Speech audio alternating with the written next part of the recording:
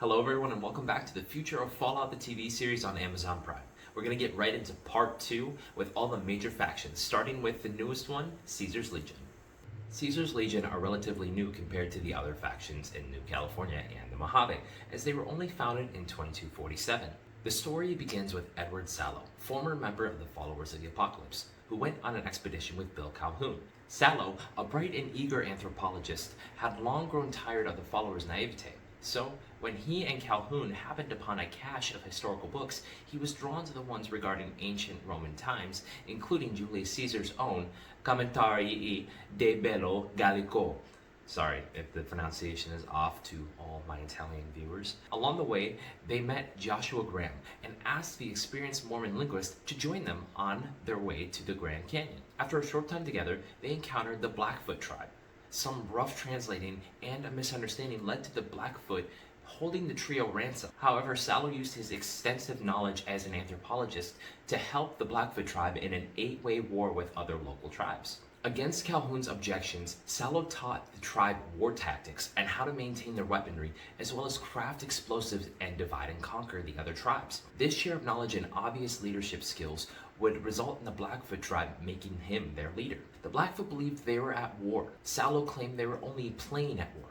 He quietly escalated, defeating the tribes one by one, enslaving some but slaughtering others, including women and children. The first to fall would be the Ridgers. When they refused to surrender, they slaughtered everybody in that tribe. He then moved on to the Kaibabs. Offering the same, when they refused, he brought an envoy to the site of the slaughter, showing what would happen otherwise. The Kaibabs assimilated, then the Fredonians. One by one, the tribes all either assimilated or fell. Sallow would form the Legion, crowning himself Caesar, and Graham would become his first legate, the Malpais legate. Normally, Caesar would slaughter any who disagreed with him or opposed him.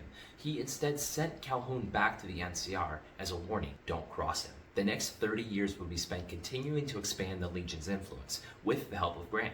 They would dominate the Southwest, assimilating tribes in Utah, Colorado, Arizona, and New Mexico. They lived in a society of Pax Romana, an autocracy with a focus on nationalist, imperialist, totalitarian, and homogeneous culture that obliterates the identity of every group it comes in contact with. Caesar believed that the NCR failed to be successful because it tried to recreate the world as it was pre-war, and that was their downfall. Caesar believed you were either an instrument of war or production, a soldier or a slave. No one was safe, not even Joshua Graham. Now we're going to talk about the first Battle of Hoover Dam taking place in 2277. Caesar had assimilated approximately 68 tribes by 2287, a massive group spread across 4 states. But he wanted more. He wanted his own Rome. And to get that, he needed Hoover Dam. He sent his best man, Malpais legate Graham, to command Legion troops against the established NCR. Graham would severely underestimate the NCR, treating the attack like they were the small tribes they had been fighting for the last 30 years. The result was a near decimation of Legion forces, including their most experienced warriors, and a decisive NCR victory. Graham retreated, returning to Caesar to report the major defeat. Caesar was not pleased, and losing would not be tolerated. He ordered members of his Praetorian Guard, his elite personal bodyguards, to cover Graham in pitch, light him on fire, and throw him into the Grand Canyon. Surprisingly, he survived. With nowhere to go, he returned back to his original home of New Canaan. He wrapped himself in bandages, now known only as the Burned Man. Surprisingly, the Canaanites welcomed him back, and he considered this his second baptism. Caesar knew Graham survived and heard the legend of the Burned Man. He ordered that his name never be spoken again, Joshua Graham, under threat of death, and that his memory be wiped clean from Legion history. He also ordered him to be found and killed. When Graham returned home, he also came back into contact with the Dead Horses tribe, a tribe that he was assimilating into the Legion on behalf of Caesar prior to him being called off to help at Hoover Dam. When he saw them again, he instead protected them from Caesar and the Legion by moving them to the nearby settlement of Zion. Graham couldn't hide from his past for long. Caesar knew he had nowhere else to go but back home, and in 2281 he sent Ulysses to team with the Whitelegs. Ulysses was part of a group called the Twisted Hares, known for their braids, who became Caesar's main scouts to assimilate new tribes in the state of Arizona. Ulysses was also one of the 6 couriers carrying a decoy chip hired by Victor. The Whitelegs were a tribe in Utah, named after the paint they would apply to themselves to blend into the environment of the Salt Lakes. They were a group of scavengers raiding and attacking the New Canaanites for years, but being held back by the Desert Rangers. However, when the Ranger Unification Treaty of 2271 went into effect, the Rangers were basically gone by 2277, leading to no one to defend the New Canaanites from the Whitelegs. The raiding continued on I-15, but the increased violence on this road will result in merchants traveling a different route. The Whitelegs were suffering, and the new route was too far away to justify a raid, until Ulysses came with the Legion's offer. Destroy New Canaan and they can assimilate into the Legion. Truthfully, all Caesar wanted was the death of Graham. Everything else was just a bonus. The New Canaanites had long believed the Whitelegs were not a threat. After all, they had been able to keep them at bay. But with the Legion training them in tactics and scouting, the Whitelegs struck at night, killing everyone. Graham, however, was already gone. He had led the dead horses to Zion. The Whitelegs found him and fought in a guerrilla war against Graham, the Dead Horses, and the Sorrows, a group originally formed by 24 school children and guided by notes left by a man they called Father. This war, as of Fallout New Vegas, is ongoing. Their ending is written by the Courier. While sending his legionnaires to continue expanding their reach, Caesar had since grown to assimilating 87 tribes by 2281. After their massive defeat at the First Battle of Hoover Dam, the Legion would ally with the Great Khans and the Omertas. Caesar himself began to have medical issues leading up to the Second Battle of Hoover Dam, eventually being diagnosed with a brain tumor. The result of the Second Battle of Hoover Dam lies on the player character choosing sides in the war he's become a part of. The NCR, House in the Three Families, the Legion, or Free Vegas. Now we're going to talk about the Legion's hierarchy. The Legion has a somewhat complicated hierarchy. The full hierarchy can be explained through a link I will include in the description to a video by yaboy6562. On top of being an autocracy, the Legion is also pro-slavery, anti-LGBT, and misogynistic. Even though they are enemies, Caesar respects the NCR's strength and deems the war with them a military campaign worthy of the history books. He was, after all, an intellectual, an anthropologist at heart. Now let's talk about Caesar's greatest enemy and Moldaver's group, the New California Republic. When the schism of Vault 15 happened, we know many dwellers left to make their own way in the wasteland. One of these groups took the Vault's Gek with them. The Gek, or Garden of Eden creation kit, was a device created by Vault-Tec employee and Vault 112 overseer Stanislaus Braun. It was standard issue in all vaults, and the purpose of it was to help all the dwellers recreate civilization in a post-nuclear world. It contains a cold fusion power generator, which can be seen in Season 1, Episode 8 of Fallout the TV series, and is a power source that can last for over 1,000 years. Other items it contains are a matter energy replicator for terraforming, water purifiers, atmospheric chemical stabilizers, and seeds and soil supplements. It also contains copies of encyclopedias and books from the Library of Congress, including how-to books and schematics on creating sandcrete, polymers, and force fields, clothing, including waterproof jumpsuits, and defenses using pieces of the vault itself and the Gek. The Gek is intended to be disassembled and used to begin a new civilization and build upon. One of the major settlements that was created using the Gek was Shady Sands. These survivors used the Gek to start the nearby settlement, founding it in 2241, 44 years after they left Vault 15. Initially, they had to deal with some former friends, the Vipers, the Jackals, and the Khans. This led to one resident, Seth, creating a town guard to protect the community. By 2161, they were fully self-sufficient, trading crops and livestock with other settlements and being run by a man named Aradesh. Aradesh is a descendant of the founder of Shady Sands, who was elected as leader after their passing. Due to their history, the settlement practiced isolationism and the teachings of Dharma, a Hindu and Buddhist belief that roughly translates to actions or behaviors that are righteous, moral, or otherwise keeping with the natural order of the universe. It is never explained where the ideals of the Dharma came from for Aradesh, but it can be assumed that he found it through one of the books located in the Gek. He also could have found it the same way that Caesar did, through scavenging and scouting. Aradesh, previous to becoming elder of the settlement, had done some traveling, encountering Deathclaws, but never venturing past the Sierra Nevada. We don't know what occurred, but after he became elder, he insisted his people keep to themselves.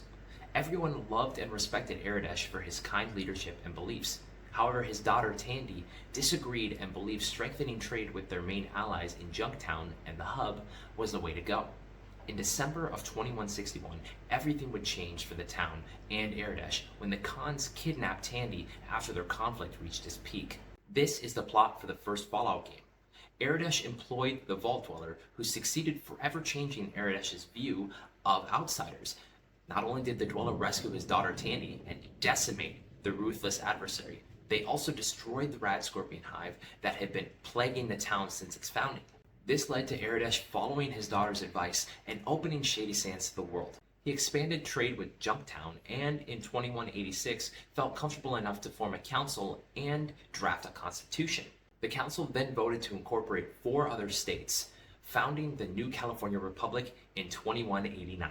The first 4 states included Shady Sands, Los Angeles, aka the Boneyard, Maxon, the Hub, and Dayglow, aka San Diego. Aradesh was then elected by Congress for 2 5-year terms from 2189 to 2194 and 2194 to 2196. He unfortunately died on an expedition with Shady resident Seth to find Vault 13 in 2196, not finishing out his second term.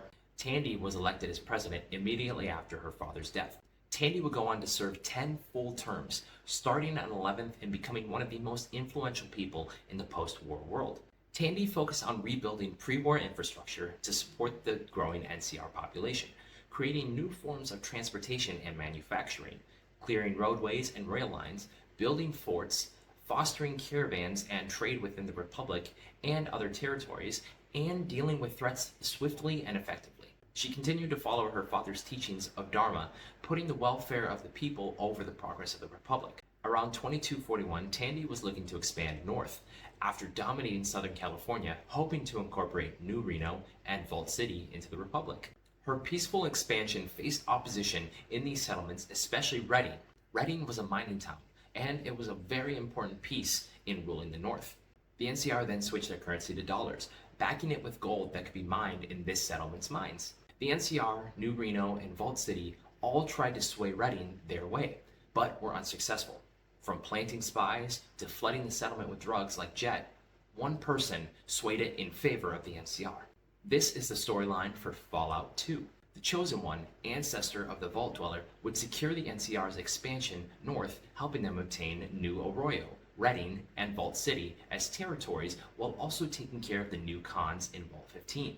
After the Enclave oil rig is destroyed in 2242, the NCR would also attack remnants of the Enclave, gaining their weapons and tech. Don't worry, we'll go into detail about that later. In 2248, Tandy passed at 103 after 52 years as president. She was succeeded by her VP, Joanna Tibbet. Her and her father's impacts are never forgotten, reminding soldiers every day by Aradesh's face on the $5 bill and Tandy on the $100 bill. Tandy's legacy is fondly remembered by the NCR and other factions for her care of her people and nonviolent expansion. Tibbet would be the turning point for the NCR, changing everything that Tandy had worked her entire life for. Tibbet would finish out the rest of Tandy's term until the year 2251. She was then elected for a second term in 2251, but only served 2 of the 5 years. Congress ejected her after a vote of no confidence regarding the murder of 38 NCR citizens at the hands of the Mojave Raiders in 2253, believing her response to be too timid. Peterson would begin his presidency by responding to the Mojave Massacre by sending out 3 battalions into the desert. He would also begin overturning policies set in place by Tandy, starting with agriculture.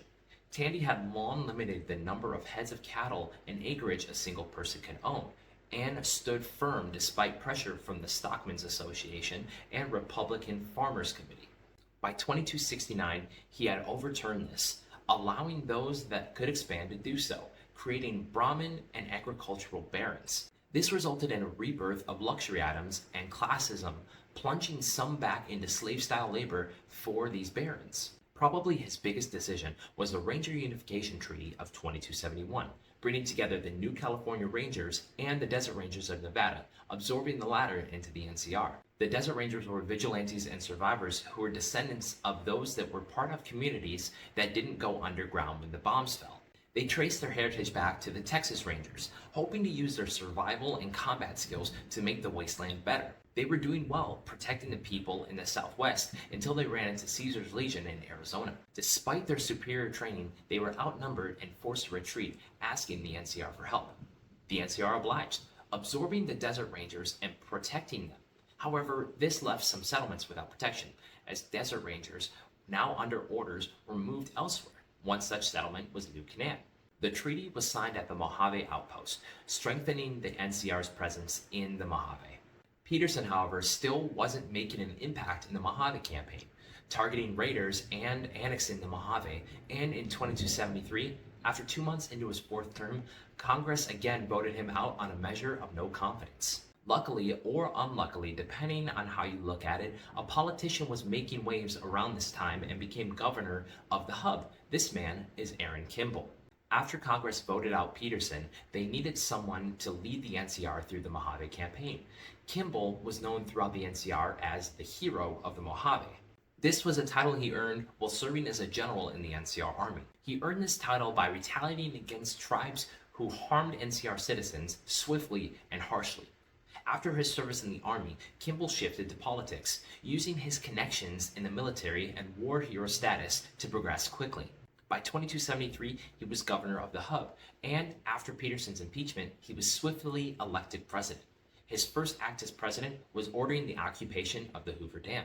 In 2274, NCR troops were sent to occupy and repair the dam. When they arrived, they were greeted by a large group of tribals and Securitrons. After negotiating with House, the NCR was granted control of the dam with the concession that they sent 5% of the power generated to the Strip. They were also to agree that New Vegas was sovereign and ran by Robert House, stopping any thoughts they had of annexing the Strip. In 2275, Kimball withdrew support of the Followers of the Apocalypse, opting instead to form the Office of Science and Industry, or OSI.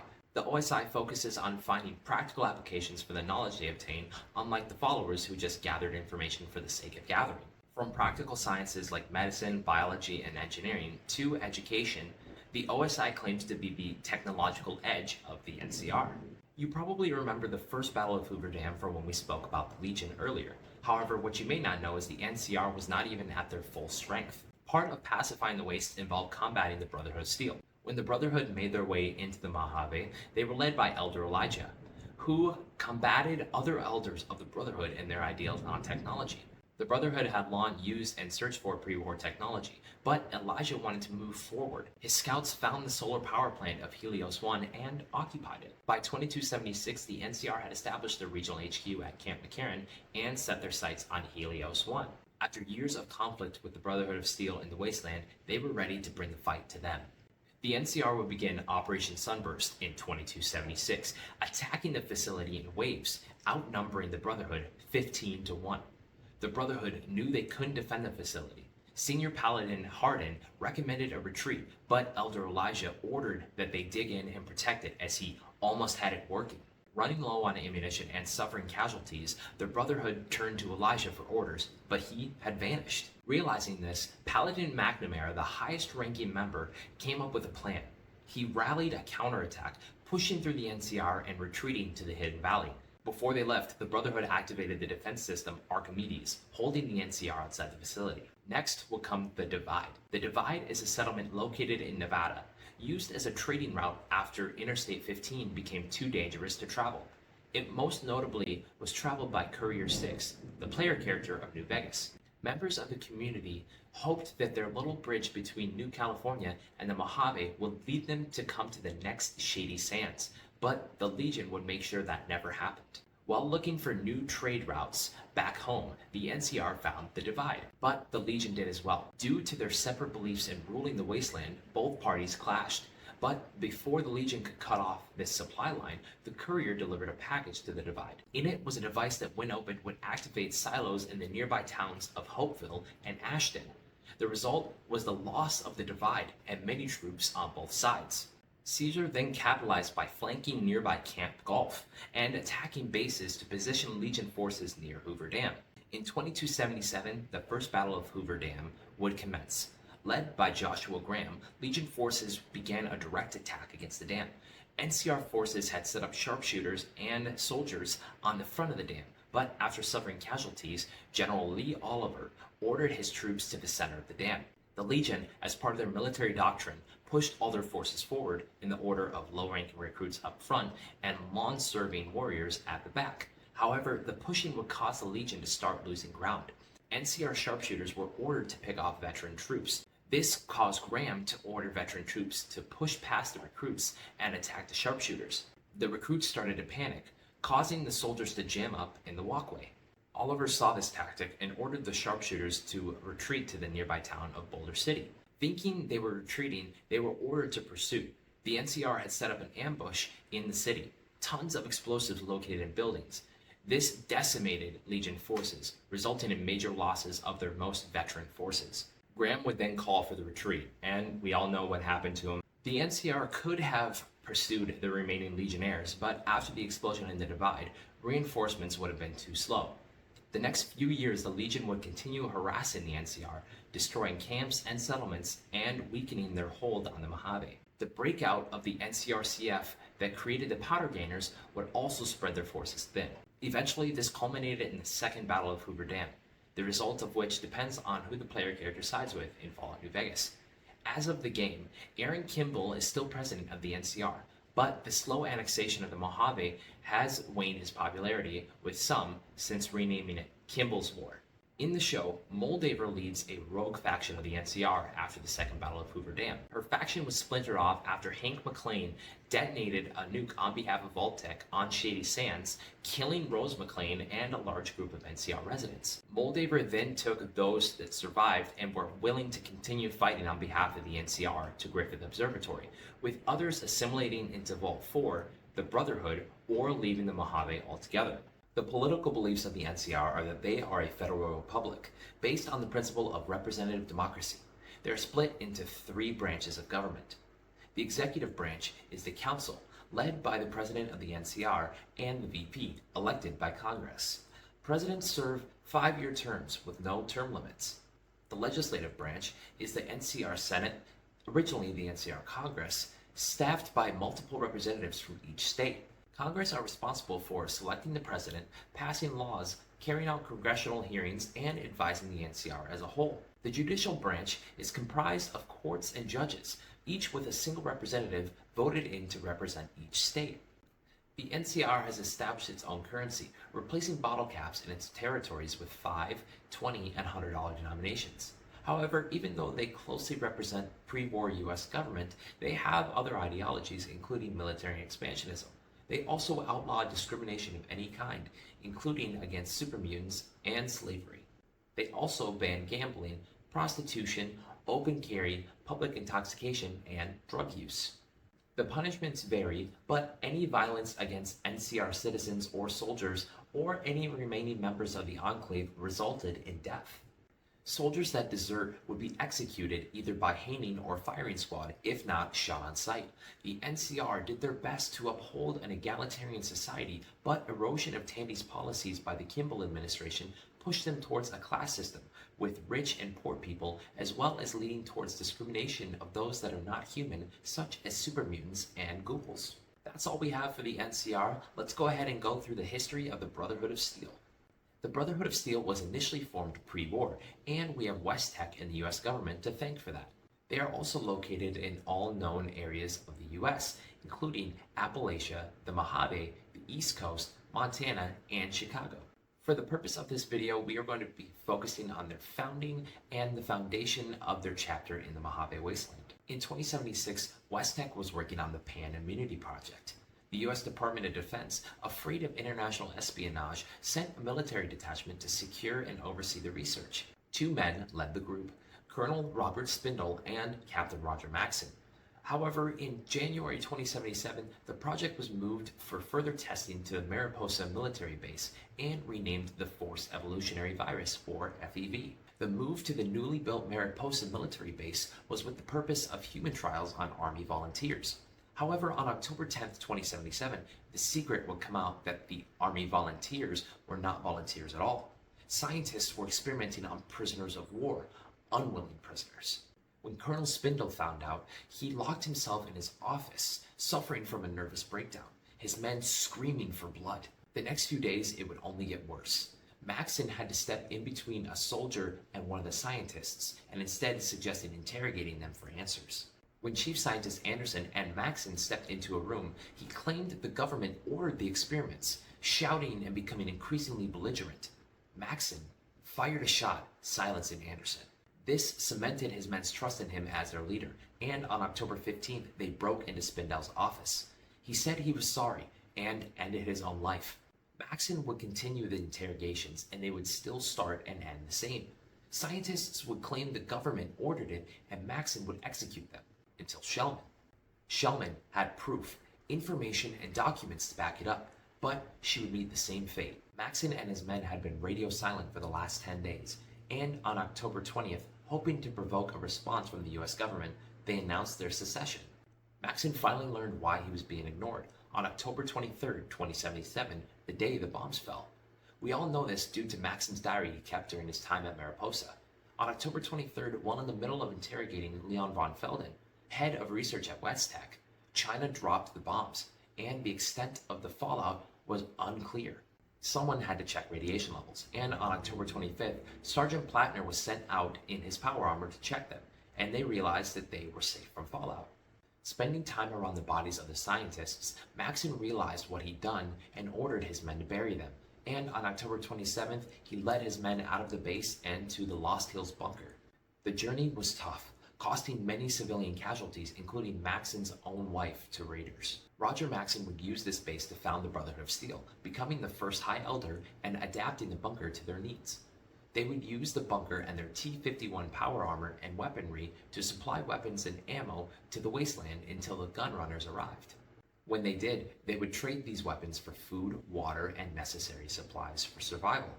Over the next few decades, they would expand, establishing chapters in Appalachia in the 2090s, the East Coast in the 2250s, Chicago and Montana in the 2270s, the Midwest in the 2190s, Texas in 2208, and the Mojave in the 2260s. The Mojave chapter began when a scribe who had skipped rank due to his intelligence and ingenuity, named Elijah, gained the title of Elder. He started making waves in the Brotherhood, claiming they should change their mission from obtaining and preserving pre-war tech to improving and using it. This put him at odds with the other elders, who sent him east to establish a chapter in the Mojave, but in actuality, it was in hopes to get rid of him. By this time, Roger Maxson had passed in 2135, replaced by his son Maxson II until his death in 2155 after a fight with the Vipers. The Brotherhood went for 4 years without a High Elder, opting instead to have Paladin Rhombus temporarily fill the gap until 2159, when the Elder Council finally convinced John Maxson to hold the title. As of 2287, there is no single High Elder, the Brotherhood instead opting to have a council of elders that they report to. The Maxson bloodline will continue into the Commonwealth with Arthur Maxson. When Elijah was sent to the Mojave, his main mission was to secure the Hoover Dam and establish a presence there. However, due to a lack of oversight, his different beliefs, and his personal scouting missions, he instead ordered the occupation of the Helios 1 power plant. They enjoyed years of uninterrupted scouting and reparations, continuing to reclaim pre-war tech, specifically energy weapons. The arrival of the NCR in the early 2270s would lead to them enacting this policy on NCR troops, resulting in a war with the NCR. In 2273, the NCR would occupy the dam, eventually signing the New Vegas Treaty in 2274. Their occupation was a result of Elijah's obsession with Helios 1, which also allowed the Van Graffs to slip in and sweep the energy weapons trade. In 2276, it would all come to a head with Operation Sunburst, where the NCR attacked Helios 1, pushing the Brotherhood back, virtually neutralizing them. They would go back to their bunker in Hidden Valley, continuing their isolationism under now leader Elder McNamara. All Brotherhood of Steel members of the Mojave were ordered to avoid all contact with NCR troops. This isolation will continue until 2281, when the Courier interacts with the Brotherhood in the Mojave. The Los Angeles chapter of the Brotherhood was more successful in their war with the NCR. This chapter, led by Elder Cleric Quintus, ordered Knight Titus and the newly promoted Squire Maximus to obtain Enclave defector Siggy Wilzig. However, Moldaver obtained the cold fusion reactor first, installing it at their HQ in the Griffith Observatory. The resulting battle between the NCR and Brotherhood would result in the death of Moldaver and subsequent victory and assumed promotion of Maximus to Knight. They would also obtain access to the cold fusion generator. The Brotherhood has undergone a few changes to their hierarchy, but keep it strict. The original ranking system was as follows: High Elder, Elder, Paladin, Senior Knight, Knight, Initiate, Squire, and Scribe, which was a non-combative version of the Squire, keeping the records of the Brotherhood. When moving to Lost Hills, it would shift, and this would carry over to the Mojave.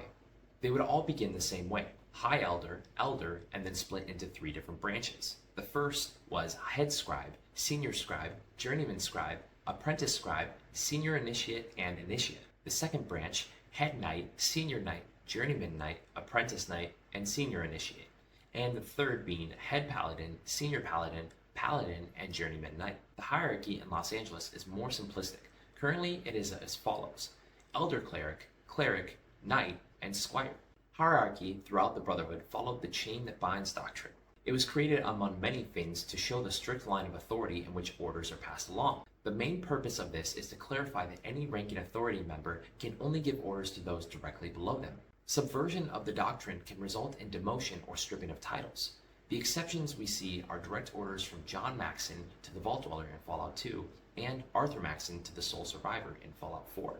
As even though these examples subvert the doctrine, it is seemingly not enforced for those that are direct descendants of the original founder of the Brotherhood of Steel, Roger Maxon. The Brotherhood provides basic education to all its members, teaching reading, writing, history of the Brotherhood of Steel, chemistry, physics, nuclear fusion, and combat. They hold a very strict code of laws containing how to act and operate, as well as scrolls of each member of the Brotherhood of Steel and their history and rank. Punishment for any offense against the Brotherhood ranges from latrine duty to imprisonment to execution, and is carried out by a superior officer. The only exception to this is when a high-ranking member violates the chain that binds doctrine, or the Codex. A lower-ranking member may dispense their punishment.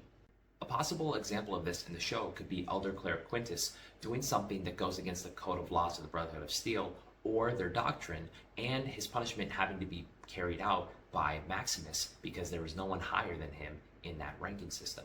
There are 5 different belief systems when it comes to the Brotherhood of Steel, and each chapter follows their own: Traditionalists, Preservationists, Reactionaries, Restorers, and Nation Builders. Traditionalists follow the original ideals put in place by Roger Maxon. They would focus on preserving technology and human knowledge by collecting it in order for the Brotherhood to be the catalyst for humanity's rebirth, with a secondary objective being providing direct aid to survivors of the Great War. This group tended to establish relationships with outsiders, assigning themselves as guardians, but eventually becoming the minority by the 2100s. After the death of his father, Maxon II would lead the Preservationists, duly named Isolationists. By 2141, Maxon II would end outside recruitment and focus the Brotherhood's efforts on obtaining technology that focused on tangible sciences, ignoring history and sociology. This would result in scribes unable to recount the founding of the Brotherhood or even Roger Maxon himself. This would be the Brotherhood that made their way into the Mojave, focusing on biology, physics, and chemistry, specifically when it came to weapons, ammo, and medical supplies. Reactionaries would start to form when the Brotherhood had been established in the Mojave.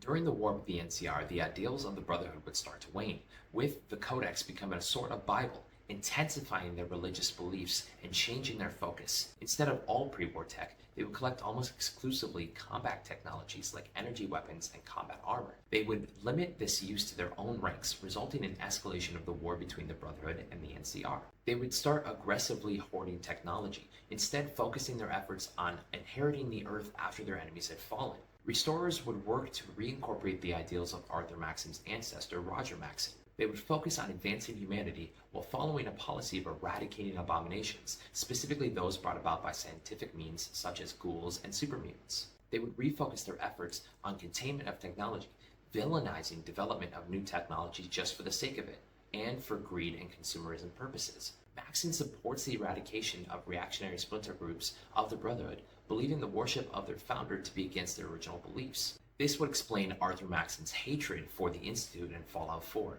because they are abominations created by scientific means. Nation Builders believe heavily in Roger Maxon's reformation of humanity. They would reopen outside recruitment, expanding their numbers and obtaining new aspirants from places like Shady Sands. High-ranking members of this belief system state obtaining pre-war tech by way of violence should be a last resort. They kept their religious beliefs from the reactionaries, but focused it on the tech and not their elders. This is the group and ideals currently followed by the chapter in Los Angeles. The outside recruitment allowed them to quickly expand and stiffen their hierarchy, focusing on a more militaristic and scholarly approach of education of their squires, holding aspects from each belief system while maintaining their founding ideals. Now, we're going to talk about the Enclave. The Enclave are perhaps the oldest group to still roam the wastes. The original group were a cabal of the most rich and powerful people, not just in the US, but the world. These people included the President of the United States, scientists, high-ranking soldiers, Joint Chiefs of Staff, politicians, and wealthy industrialists such as Poseidon Energy. They were involved in some of the deepest conspiracies and secrets, including covering up extraterrestrial life for their own means of developing alien technology. The Enclave set up multiple contingencies to survive the resource wars that plagued the world, ensuring their survival in the unavoidable event of nuclear devastation. These installations were funded by other private corporations as well as the US government itself. Their most notable installations were the Poseidon Oil Rig, White Spring, the Congressional Bunker, Raven Rock, the Kovac Muldoon platform, and the Vault-Tec vaults. The Poseidon Oil Rig was a central Enclave location in Fallout 2. It was an offshore rig 175 miles off the coast of California. It was run by Enclave member Poseidon Energy, who secretly called it Control Station Enclave. It served as headquarters for the West Coast iteration of the Enclave. In 2077, the President of the United States and his Joint Chiefs of Staff retreated to these locations around the US and the world due to the imminent Chinese threat. During the next 6 months, the Boston Bugle newspaper would investigate. They assumed everyone had moved to their base in Raven Rock.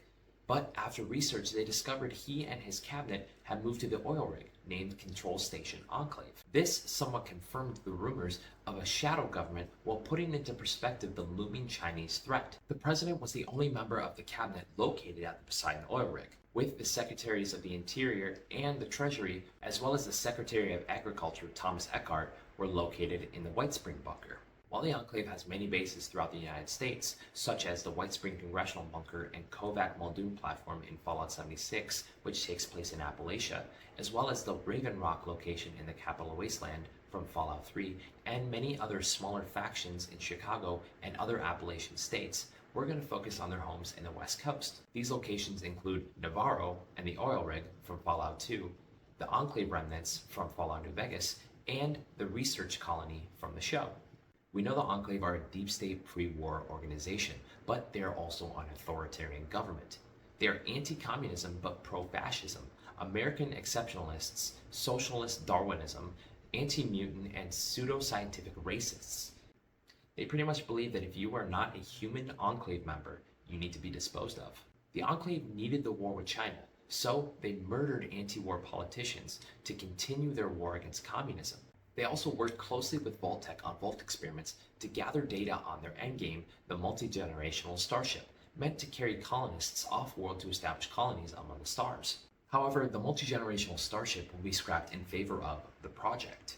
Extensive research and isolation of the FEV developed by West-Tec with the intention of purifying the world with the Curling 13 variation by killing all non-Enclave locals and members, cleansing the Earth for repopulation. Now we're going to focus on the two California-based Enclave facilities, Navarro and the oil rig.